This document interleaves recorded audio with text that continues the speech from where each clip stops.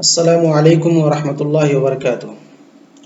الحمد للہ رب العالمین والصلاة والسلام علی رسولہ الکریم، اما بعد۔ النوع التاسع والعشرون، 29واں قسم، معرفت الاسناد العالی والنازل، اس چیز کا بیان یا اس چیز کے تعلق سے پڑھنا یا معرفت حاصل کرنا کہ کس سند کو ہم عالی کہتے ہیں اور کس سند کو ہم نازل کہتے ہیں، یا علو اور نزول کا معنی مطلب کیا ہے۔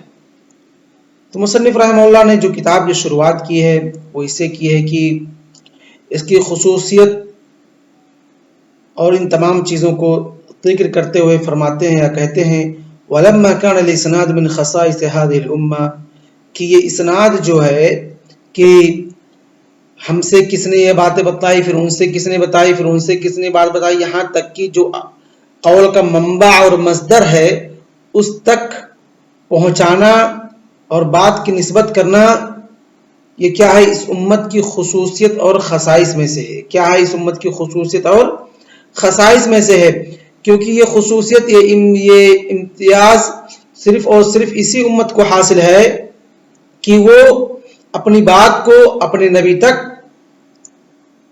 اپنے نبی کے بات کو جو اس تک پہنچی ہے اس کا سلسلہ کون کس سے سنا اس کو ثابت کر سکتی۔ اس کے علاوہ جتنی بھی امتیں اس سے پہلے گزری ہیں ان کے پاس یہ سلسلے، یہ سند، یہ رجالوں کے طریق نہیں ہوتے تھے جس سے وہ اپنے نبیوں کی بات جو ان تک پہنچی اس کو ثابت کر سکے کہ ہاں یہ سلسلہ یہ ہے، یہ سلسلہ یہ، اس طریقے سے اللہ کے رسول صلی اللہ علیہ وسلم نے یہ بات کہی اور ان سے یہ انہوں نے سنا، ان سے انہوں نے سنا، ان سے انہوں نے سنا، پھر ہم تک یہ بات پہنچی۔ تو اس طریقے سے باتوں کو نقل کرنا، رجال آدمیوں کے ساتھ ان کو ثابت کرنا کہ انہوں نے یہ بات سنی ہے، یہ اس امت کی خصوصیت ہے۔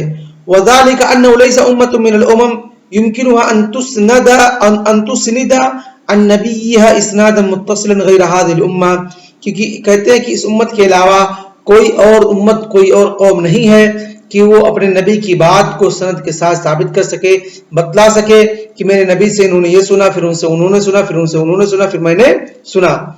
یہ خصوصیت یا اور یہ امتیاز صرف اور صرف اسی امت محمدیہ صلی اللہ علیہ وسلم کو حاصل ہے کہ جس نے اپنے نبی کی بات کو، ان کے اقوال کو، ان کے افعال کو، ان کے تقریرات کو، ان کے صفات خلقیہ اور خلقیہ کو ہاتھوں ہاتھ اور تلقی کر کے لیا اور اس کو محفوظ کر کے رکھا ہے۔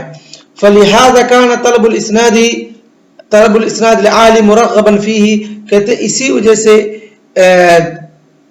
جب اسناد کا یہ سلسلہ جاری و ساری رہا، تو جب اسناد کا یہ سلسلہ چالو رہا تو لوگوں نے رغبت دکھائی، لوگوں نے اپنے خواہش کا اظہار کیا کہ جو اللہ کے رسول صلی اللہ علیہ وسلم کی باتیں ہمارے تک یا ہماری طرف رجالوں کے طریق سے پہنچتی ہے تو ایسا کریں کہ ہم کم عدد، کم رجالوں کے سلسلے سے اللہ کے رسول صلی اللہ علیہ وسلم تک پہنچے اور یہ کہہ سکے کہ دیکھیے ہم یہ حدیث روایت کر رہے ہیں اور 3 ہی لوگوں کے اسٹپ میں اللہ کے رسول صلی اللہ علیہ وسلم تک پہنچ جا رہا ہوں، یا 2 لوگوں کے اسٹپ میں اللہ کے رسول صلی اللہ علیہ وسلم تک میں پہنچ جا رہا ہوں۔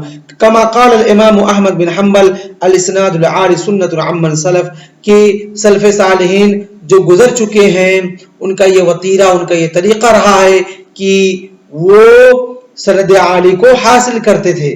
کوئی حدیث ان کو کسی 4 یا 5 یا 6 اسٹیپ میں مل رہی ہے کہ اس سند کے اندر 5 یا 6 راوی ہیں، اور وہیں پر اگر ان کو بات پہنچتی ہے کہ فلاں شیخ کے پاس حدیث صرف اور صرف 2 اسٹیپ میں ہے یا 3 اسٹیپ میں ہے، اس کے اندر 2 یا 3 راوی فقط ہیں، تو ان کی طرف ہجرت کر کے جاتے تھے، ان کی طرف رحلت کر کے جاتے تھے اور ان سے کیا کرتے تھے؟ ان حدیثوں کو لیتے تھے، ان سے کیا کرتے تھے؟ ان حدیثوں کو لیتے تھے تاکہ وہ اپنی قربت اللہ کے رسول صلی اللہ علیہ وسلم سے ظاہر کر سکے کہ میں بہت قریب ہوں اللہ کے رسول صلی اللہ علیہ وسلم سے، کیونکہ میرے بیچ میں اور اللہ کے رسول صلی اللہ علیہ وسلم کے بیچ میں صرف 2 یا 3 راوی یا روات ہیں۔ اور اسی طریقے سے یحییٰ بن معین رحمہ اللہ کا جو اپنے مرض الموت کے اندر تھے تو ان سے کہا گیا ما تشتہی، اے ابن معین تم کس چیز کی آرزو اور تمنا کرتے ہو, تم کیا چاہتے ہو؟ قال بیت خالی, اپنے ماموں کا گھر, و اسناد عالی, اور سند عالی. یعنی کہ دیکھیے بندہ مرض الموت میں ہے, وفات کے قریب ہے, اور اگر اس سے پوچھا جائے کہ تمہاری خواہشات کیا ہیں, تم کون کون سی اپنی خواہش کو پوری کرنے چاہتے ہو, تو کہتے ہیں کہ ابھی بھی میں چاہتا ہوں کہ میرے پاس جو سند نازل ہے وہ حدیث سند عالی سے ہو. کیا ہو؟ سند عالی سے. یعنی میں حدیثوں کے لیے گرچہ مرض الموت میں مبتلا ہوں, ابھی بھی میں حدیثوں کی رحلت کے لیے, حدیثوں کے لیے رحلت کرنے کے لیے تیار ہوں, اور حدیثوں کو سند عالی کے ساتھ حاصل کرنے کے لیے تیار ہوں. یعنی اس قدر علماء کرام سند عالی کو فوقیت اور برتری برتتے تھے. اس کے بعد فرماتے ہیں وَلِهَذَا تَدَاعَتْ رَغَبَاتُ كَثِيرٍ مِّنَ الْأَئِمَّةِ النُّقَّادِ, کہتے ہیں اسی وجہ سے بہت سارے نقاد ائمہ جو تھے, جو تنقید کرنے والے تھے, ان کی رغبتیں ٹوٹ پڑی. کس پر؟ اول جہاں بیدال حفاظ, اور اسی طریقے سے عبقری شخصیت, ماہر شخصیت, اور حفاظ کرام جو حدیثوں کے حفظ کرنے والے تھے, ان سب کی رغبتیں ٹوٹ پڑی. کس کی طرف؟ الى الرحلتی, رحلت کی طرف, الى اقطار البلادی, شہروں کے چاپے چپے گوشے گوشے کی طرف. کیوں؟ تاکہ وہ لوگ سند عالی حاصل کر سکیں, تاکہ وہ لوگ سند عالی حاصل کر سکیں. یعنی وہ حدیثیں جو کسی دوسرے دور دراز علماء کے پاس سند عالی سے موجود ہے, تاکہ اس کو جا کر کے اور اس حدیث کو سند عالی, اس حدیث کی سند عالی حاصل کر سکیں, اور اللہ کے رسول صلی اللہ علیہ وسلم سے زیادہ قریب ہو سکیں. اس کے بعد طلبا لعلو الاسناد, اور کیا ہے؟ سند عالی کو حاصل کرنے کے لیے. اور اسی طریقے سے امام خطیب البغدادی رحمہ اللہ, جن کی وفات 463 ہجری کے اندر ہوئی ہے, وہ فرماتے ہیں اسباب الرحلہ ذکر کرتے ہوئے کہ رحلت کے دو اسباب تھے, رحلت کے دو اسباب تھے.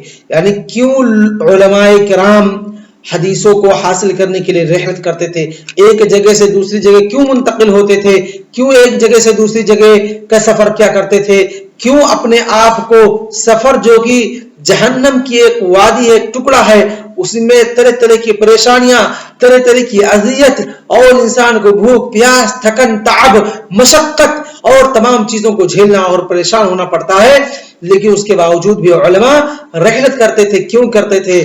قال طلبا لعلو الاسناد, طلبا لعلو الاسناد, یعنی رحلت کا جو سبب ہوا کرتا تھا وہ کہ سند عالی کو حاصل کرنا, ولقاء الحفاظ والمذاکرۃ لهم والمذاکرۃ معهم, کہ حفاظ کرام حدیث کے جو حفظ کرنے والے ہوتے تھے, حدیثوں کے جو پڑھانے والے ہوتے تھے, ان سے ملاقات کرنا, ان کے ساتھ بیٹھ کر کے مذاکرہ کرنا.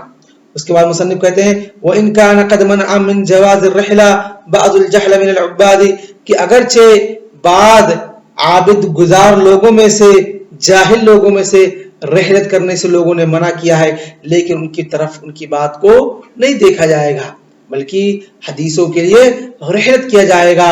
اور رحلت, علم کی رحلت کا سلسلہ جانتے ہو کہاں سے شروع ہوا؟ علم کی رحلت کا سلسلہ حضرت موسیٰ علیہ السلام سے شروع ہوا. جب انہوں نے کہا کہ مجھ سے زیادہ جانکار اس دنیا کے اندر کوئی نہیں ہے, تو اللہ رب العالمین نے کہا نہیں, تم سے بھی زیادہ جانکار میرا ایک فلاں بندہ ہے. تو موسیٰ نے کہا کہ میں جاؤں گا, اس کو ڈھونڈوں گا, مجھے پتہ بتائیے. پھر حضرت موسیٰ علیہ السلام, جس کا تذکرہ پورا قصہ اللہ رب العالمین نے سورہ کہف کے اندر ذکر کیا ہے, کہ رحلت کے لیے نکل پڑے. تو علم کی رحلت کے جو سلسلہ شروع ہوا وہ کہاں سے شروع ہوا ہے؟ حضرت موسیٰ علیہ السلام سے.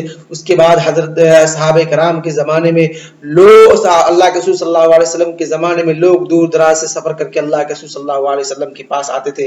زمان بن ثعلبہ کی حدیث دیکھ لیجئے کہ اللہ کے رسول صلی اللہ علیہ وسلم کے پاس آئے. اور اسی طریقے سے سن 9 ہجری جو عام الوفود جس کو کہا جاتا ہے، یعنی لوگ جھوک در جھوک اسلام کو قبول کرتے تھے اور اللہ کے رسول صلی اللہ علیہ وسلم کے پاس سفر کر کے آتے تھے تاکہ اللہ کے رسول صلی اللہ علیہ وسلم سے دین کی باتیں، اسلام کی باتیں، قرآن و سنت کی باتیں سیکھیں اور اس کو حاصل کریں. اور اسی طریقے سے ان کی اللہ کے رسول صلی اللہ علیہ وسلم کے زمانے کے بعد سلف صالحین یعنی صحابہ کرام تابعین اعظام کا جب زمانہ آیا تو اس میں بھی ایک صحابہ کرام دوسرے صحابہ کرام کی طرف رجوع کرتے تھے. کیوں؟ طلب علوم سند عالی حاصل کرنے کے لیے، اور اسی طریقے سے جو یاد کر کے رکھے ہیں اس کو مذاکرہ، اس کی تثبیت، اس کی تاکید کے لیے.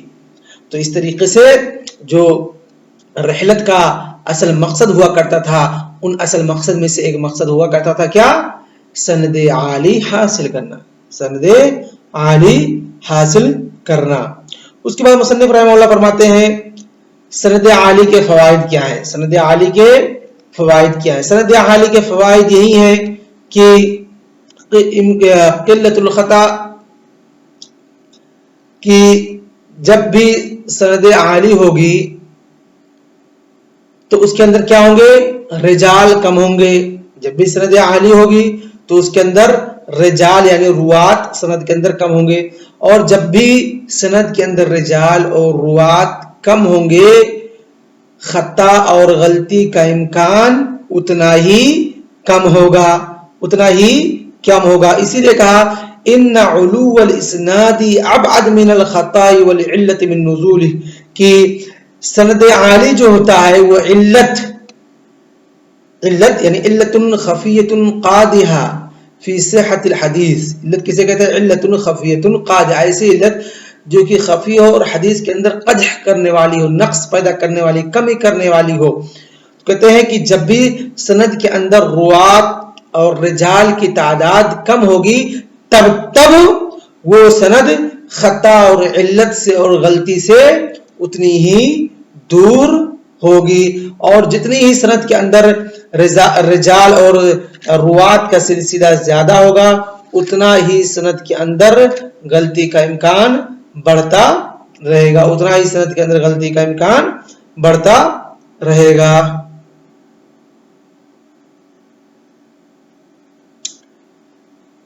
اور بعض متکلمین جن کو یہ بات ہضم نہیں ہوئی کہ سند عالی بہتر ہے، وہ لوگ کلام کر بیٹھے سند عالی پر، کہا کہ سند عالی کے اندر روات کم ہوں گے تو کم مشقت کرنی پڑے گی، اور جتنی زیادہ مشقت سند کے اندر رجال زیادہ ہوں گے اتنی ہی آپ کو چھان بین میں مشقت کرنی پڑے گی، اور جب جتنی زیادہ مشقتیں ہوں گی، تکلیف ہوں گی، اتنا ہی زیادہ اجر ہوگا. تو بعض لوگوں نے اس بار سے کہا ہے کہ سند نازل بہتر ہے، لیکن سند عالی بہتر ہے. ہمیشہ جب وہ سند عالی روات کے جب اس سند عالی کے اندر ثقہ راوی ہوں، جب کیا ہوں؟ ثقہ راوی ہوں، عادل راوی جو ہوں، عادل ہوں، تام ضبط ہوں، اور وہ سند کیا ہو؟ علت و شذوذ سے پاک اور متصل سند ہو. وہ کیا ہو؟ متصل سند ہو. تو اگر اس طریقے سے کوئی سند عالی ہے کہ وہ متصل ہے، روات اس کے ثقہ ہے یعنی عادل و ضابط ہے، اور وہ سند کیا ہے؟ شذوذ و علت سے پاک ہے، تو وہ سند نازل سے بہتر ہوگی. لیکن اگر سند عالی ہے، اس کے اندر روات کے اندر کوئی کمی ہے، یا اس طریقے سے سند کے اندر کوئی کسی اور طریقے سے کوئی نقص ہے، اور سند نازل جو ہے اس کے روات عادل و ضابط ہے، تام ضبط ہے، حفظ اور ضبط میں اعلیٰ کوالٹی اعلیٰ درجے کے ہیں، تو اس وقت سند نازل بہتر ہوگی. اس وقت کیا ہوگی؟ سند نازل بہتر ہوگی. قال بعض المتکلمین، تو بعض متکلمین کہتے ہیں کلما طال الاسناد كان النظر في التراجم والجرح والتعديل اکثر، کہ جب جس وقت سند کے اندر رجالوں کی تعداد زیادہ ہوتی جائے گی اس وقت کیا ہوگا؟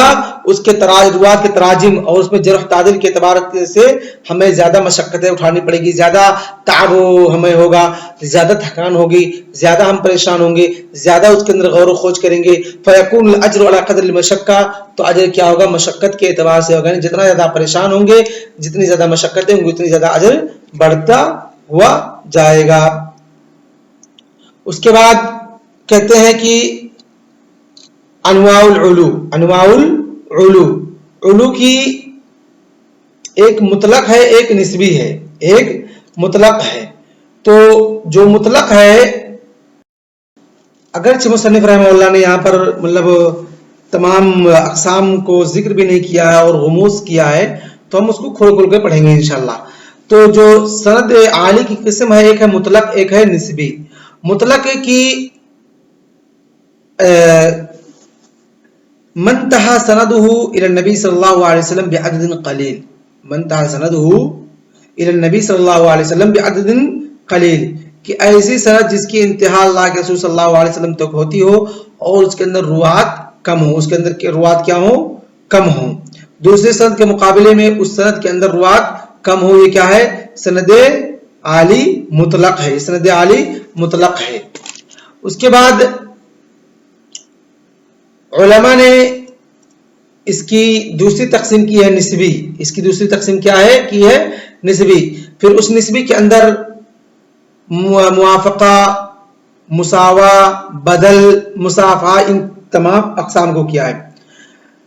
بعض علماء نے حدیث مطلق یا حدیث جو علو ہوتی ہیں اس کی تقسیم کی ہے 5، یعنی مطلق اور نسبی کی طرف نہیں کی ہے، اس کی 5 تقسیم کی ہے. ایک ڈائریکٹ اللہ کے رسول صلی اللہ علیہ وسلم تک پہنچنا اور اس سند کے اندر راوی کم ہو. دوسرا کسی امام تک پہنچنا اور اس کے اندر راوی کم ہو. اس طریقے سے علماء نے 5 تقسیم کی ہے. پھر انہی میں سے ایک قسم کی 4 تقسیم بنائی ہے، مسافہ، موافقہ، بدل، مساوا، ان تمام چیزوں کے. تو انشاءاللہ ان تمام چیزوں کو کل کے درس میں ہم پڑھیں گے. آج کا درس ہم اسی پر اکتفا کرتے ہیں. وصلی اللہ علی نبینا محمد وعلی آلہ وصحبہ اجمعین. والسلام علیکم ورحمۃ اللہ وبرکاتہ.